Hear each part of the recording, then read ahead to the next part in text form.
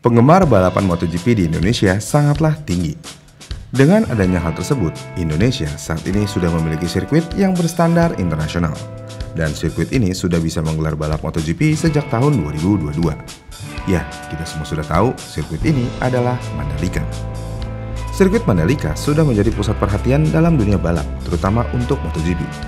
Sejauh ini baru di MotoGP aja, karena memang sirkuit ini dibangun untuk fokus di MotoGP. Namun Mandalika selalu merugi dalam menggelar balapan MotoGP. Dengan adanya faktor tersebut, kenapa Mandalika tidak menggelar balapan lainnya seperti mobil? Mandalika sebenarnya sudah resmi bisa menggelar balapan mobil untuk kelas GT3 di tahun 2025 ini. Dengan sedikit perubahan dan upgrade, Mandalika bisa menggelar balapan mobil GT3. Namun bagaimana dengan balap mobil lainnya? Katakanlah Formula One. Apakah Mandalika bisa menggelar Formula One?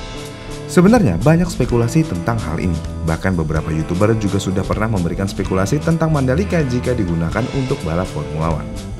Untuk melihat sejauh mana Mandalika cocok untuk balapan Formula One, pertama-tama kita coba lihat dari segi karakteristik trek sirkuit Mandalika ini.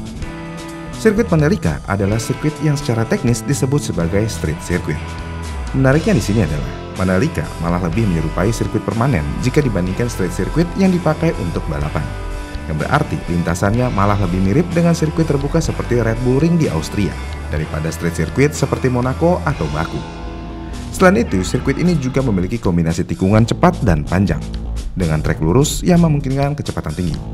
Enggak itu aja, Mandalika juga memiliki beberapa bagian teknikal yang menuntut keterampilan tinggi dari pembalap. Jadi ya, harusnya Mandalika menjadi trek yang unik untuk membalap mobil Formula One. Kemudian untuk membahas hal ini lebih lanjut, ada salah satu YouTuber dengan nama channel Tom97. Dalam videonya yang berjudul This MotoGP Circuit is Perfect for Formula One, dia mencoba mensimulasikan mobil F1 membalap di sirkuit Mandalika dengan menggunakan game Assetto Corsa. Dari hasil simulasinya, YouTuber ini memberikan spekulasi sebagai pembalap F1 yang sedang balapan di Mandalika. Jadi saat balapan Formula One dimulai, menurut Doi, tantangan pertama yang dihadapi pembalap F1 ketika membalap di Mandalika adalah mengendalikan mobil ketika bannya masih dingin. Kenapa? Ya karena grip pada ban mobil ini masih sangat kurang ideal saat itu. Yang berarti pembalap harus berhati-hati dalam melewati tikungan awal agar tidak kehilangan kendali. Selain itu, tikungan pertama Mandalika adalah tikungan 90 derajat ke kanan. Kemudian diikuti oleh kombinasi tikungan yang membentuk huruf U di tikungan 2, 3, dan 4. Setelah melewati tikungan itu, mobil akan masuk ke trek lurus yang panjang dan berkelok. Di trek lurus ini, slipstream dan overtake kemungkinan besar bisa terjadi. Kemudian setelah melewati trek lurus, pembalap akan menghadapi kombinasi tikungan cepat berbentuk S, yang mana trek ini bisa langsung mengingatkan kita pada beberapa sirkuit klasik, seperti bagian Maggotts Beckett di Silverstone atau SS di Suzuka. Dan di bagian ini, pembalap harus menemukan titik pengereman yang tepat agar tidak kehilangan momentum. Menariknya dari hal ini semua adalah setiap tikungan di Mandalika memiliki beberapa racing line alternatif untuk pembalap bisa menyalip di setiap tikungan. Yang mana dengan kondisi ini, pembalap bisa menggunakan berbagai strategi dan gaya mengemudi yang berbeda. Dan hal ini menjadikan sirkuit Mandalika sebagai tempat yang sangat menarik untuk duel antara pembalap mobil Formula One. Kemudian ketika mendekati garis finish, pembalap akan menghadapi kombinasi tikungan ketat yang dimulai dengan tikungan panjang ke kanan. Setelah itu, mereka juga harus melewati hairpin sebelum masuk ke tikungan 90 derajat terakhir untuk menuju garis start atau finish. Dan bagian akhir sirkuit ini sangat krusial bagi pembalap yang ingin memanfaatkan momentum untuk melakukan overtake di trek lurus utama. Namun jika pembalap F1 dapat keluar dari tikungan terakhir dengan baik, maka mereka memiliki peluang besar untuk melewati lawan sebelum memasuki tikungan pertama. Jika dilihat dari hasil simulasinya, sepertinya Mandalika sangat menjanjikan untuk balapan Formula One. Iya kan? Kemudian dengan hasil dari spekulasi YouTuber ini, apakah sirkuit Mandalika benar-benar bisa menyelenggarakan F1? Apakah semua ini bisa direalisasikan? Kita bahas lebih lanjut lagi.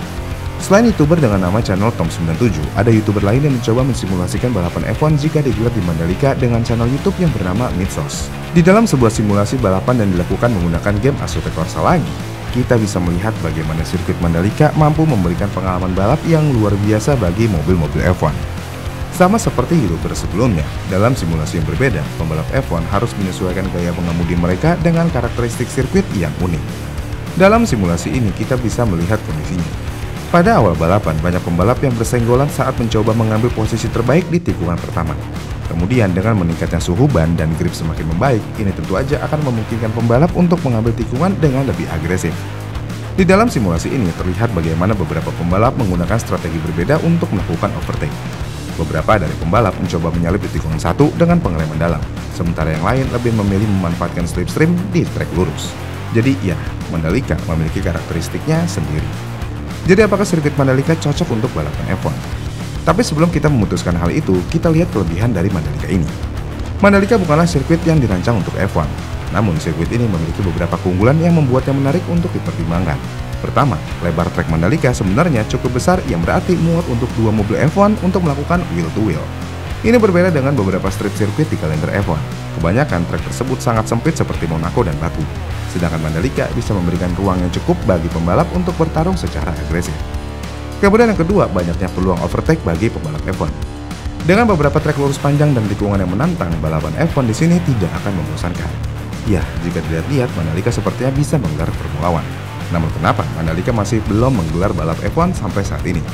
Sayangnya tidak semua sirkuit balap bisa digunakan untuk balapan Formula One, dan hal ini bisa terjadi karena adanya standar yang ketat dari FIA. Untuk menjadi tuan rumah balapan F1, sirkuit harus memenuhi berbagai persyaratan. Misalnya yang pertama, sirkuit harus memiliki panjang trek minimal 3,5 km kecuali Monaco, lebar trek minimal 12 meter dan zona keselamatan yang memadai.